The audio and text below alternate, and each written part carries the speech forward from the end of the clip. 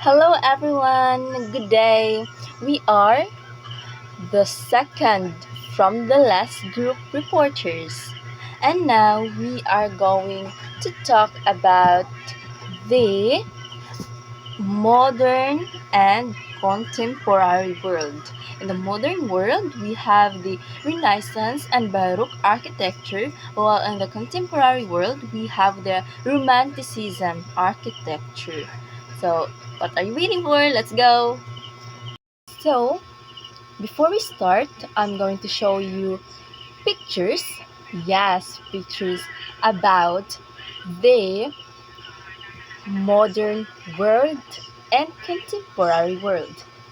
So now, can you guess this picture? Okay, great. So the picture is the St. Peter's Basilica. Now, I have also here another slide. Okay, so this picture is Cathedral of Santiago de Compostela in Spain. So this cathedral is located in Spain. Next, yes, that is the famous Taj Mahal in India. Yes, Taj Mahal is located in India. Next, I know you are quite familiar with this one. Yes, that is the Eiffel Tower. So, one of our dream destination is the Eiffel Tower. Now, let's proceed with the architecture of the modern world. So, the architecture is divided into two, which is the Renaissance architecture and the Baroque architecture. So now, let's define what Renaissance architecture really is. Renaissance architecture, characterized by a revival of classical styles, emphasized symmetry, proportion, and harmony, using columns, pediments, arcs, and domes in buildings of all types. So, Renaissance architecture, dome as a double shell structure inspired by Gothic style. So, inspired as a Gothic style. Next is simple proportional relationship in spaces and enclosing surfaces. So when we say simple proportional relationships in spaces and enclosing surfaces, refer to the use of balanced, harmonious ratios between different parts of a building or store, creating a sense of order and unity. Next is use of white and colored marble paneling. So, magamit sila og colored marble for visual art. The next is focus on geometric shapes like rectangles and circles. And a focus on geometric shapes like rectangles and circles refers to use of basic clear shapes and designed to create order, simplicity, and balance in architecture and art. For examples, the design of the Roman Pantheon features a circular dome and rectangular walls embodying this emphasis of geometry. So, philosophy, emphasis on man as the center symbolizing human agency over divine grace. So, this idea puts humans rather than a higher power at the center, suggesting people have control over their own lives and decisions. So, I'm gonna give example of Renaissance architecture. First is Santo Espiritu. It is a church in Florence designed by Filippo Brunelleschi. Is famous for its beautiful and balanced architecture using simple yet elegant geometric shapes.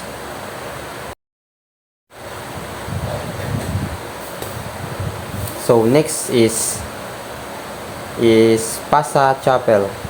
The Pasa Chapel in Florence, designed by Filippo Brunelleschi again, is a famous building known for its perfectly balanced and harmonious design, featuring circular and rectangular shapes. Another example is the Palazzo Medici Riccardi. The Palazzo Medici Riccardi, showcasing classical symmetry, rusticated stonework and symbolizing the wealth and influence of the Medici family and serving as a cultural and political hub during the Renaissance period. And So next is Palazzo Roncilli. It's designed by Leon Battista Albert. Completed in the mid-15th century, it is known for its harmonious proportions, the use of classical architectural elements like columns, clusters, and horizontal string courses, and its influence on later Renaissance architecture. The building is design reflects the principles of humanism, incorporation classical styles while maintaining a sense of balance and symmetry. The palace was built for the wealthy Rothschild family and is considered one of the masterpieces of Renaissance architecture. So the last example of Renaissance architecture is Basilica of Sant Andrea. It's a Renaissance church in Mantua, Italy. Designed by architect Leon Battista Albert again, it was built between 1472 and 1494 and renowned for its innovative design, blending classical and early Christian architectural elements.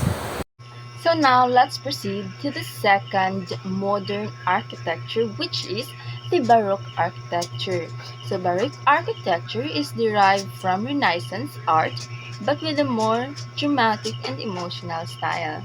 So unlike the Renaissance art, the Baroque style is much more like a dramatic or more on emotional style. Like have you seen the cathedral? You see the details. It is very specific. That's why when you see that kind of details, that belongs to Baroque architecture. Okay, so the Baroque architecture with two central focal points, interior, main altar under the dome, and exterior or the obelisk. The path connecting these centers symbolizes the journey of life and the end goal. So, okay. So the Baroque architecture focuses on two central focal points, which is the interior or the main altar under the dome and the exterior or the outside the church or the place. Okay. The path connecting these centers symbolizes the journey of life and the end goal. So, in the Baroque architecture, you can see a path in the central of the church. So, it symbolizes the journey of life and the end goal. And the philosophy in Baroque architecture symbolizes the journey of life, pilgrimage, and spiritual arrival.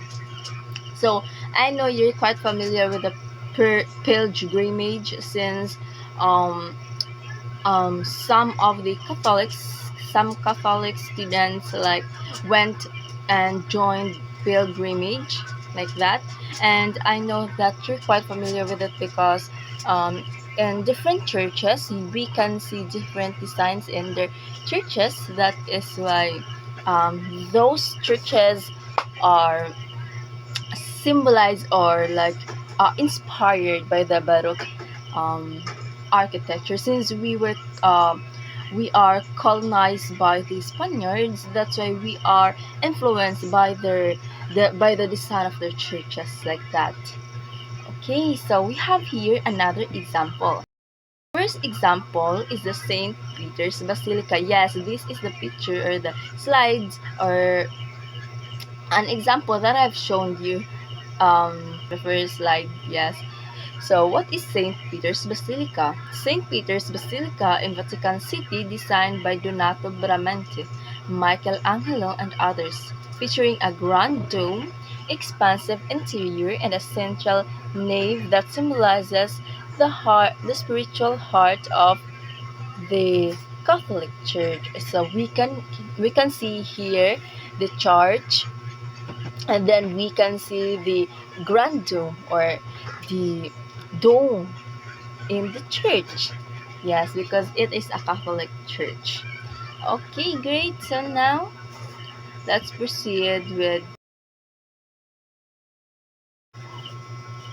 Now we're down to the architecture in the contemporary world. So the contemporary architecture uses industrial materials like steel, glasses, and concrete with minimal ornamentation and simple geometric forms. Before the international style architectural movements included Romanticism, during 1750 to 1850, architecture of the engineers, 800s, 1800s to 19th, 18th to 19th century, Chicago School, Art Nouveau, Photo-rationalism, and Frank Lloyd Wright's work up to 1940. So, unlike from the modern world, this contemporary world focuses more on the minimal ornamentation or using glass, steel like that. So unlike the Baroque, the modern world uses stones like that, but here in the contemporary world, we uses here steel, glass, and concrete. Okay, so the architecture in the contemporary world comprises of one. So we have here the architecture of Romanticism. Okay, so what is the architecture of Romanticism? Romantic Classicism's architecture was more linear, rigid, and academic compared to its Italian counterparts. In contrast, Romantic Naturalism embraced intuition, freedom, form, rules, and is a focus on spatial, painterly forms, often using natural materials. So here in the Romantic Classicisms, they uses more on like linear, rigid, and academic compared to its Italian counterparts. Yes, because they uses more naturalistic. We have here another example. So we have here the Severn Bridge. Okay, I think most of you here have seen that bridge already since most most movies are shoot with that background. Yeah, I've seen different K dramas using that kind of background, so I know you're quite familiar with this. So the Severn Bridge, completed in 1966, spans the River Severn between the England and Wales. It is an iconic example of modern engineering, featuring a suspension bridge design that highlights the use of steel, innovative construction techniques, marking a significant development in transportation infrastructure. So as you can see, they uses a they use a linear form like that. So it is more like aesthetic, or it is more like um improved design. Yes, we also have here many different bridge like that in the New York and the big cities in the world. Yeah, so the last example here is the Eiffel Tower. Yes, Eiffel Tower belongs to the contemporary architecture.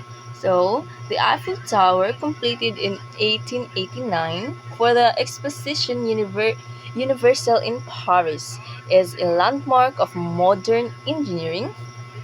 So, this Eiffel Tower is a landmark of modern engineering. So, many engineers help that infrastructure to be made. Yes, because actually that Eiffel Tower uses to connect with different signals like that. Um, the um, soldiers, the soldiers witness or like discovered that the Eiffel Tower can be used in in connections, like in transmitting network like that. Okay, so it is designed by Gustave Eiffel. That's why it is named after him, Gustave Eiffel. Now, the, his artwork was known after him, the Eiffel Tower. So it stands as a symbol of industrial progress, constructed using iron and showcasing innovative design and structural strength. So it was made last 1889, so almost 1,000 years already. Yeah, no, it was made on 1889, so approximately hundreds of years already had passed, but the Eiffel Tower is still intact and is very useful, especially in tourism right now and in terms of connection transmit transmission. Yeah, and Eiffel Tower is known worldwide. That is one of the landmark in the Paris. Yes. So it was made of contemporary architecture since it uses the contemporary materials like the um like linear, rigid, and academic like that. So it uses more natural materials. So they use more natural materials here like this. Okay, it's a nice. Okay, so that ends our presentation, and that's all. Thank you and have a great day. Bye bye. Thank you.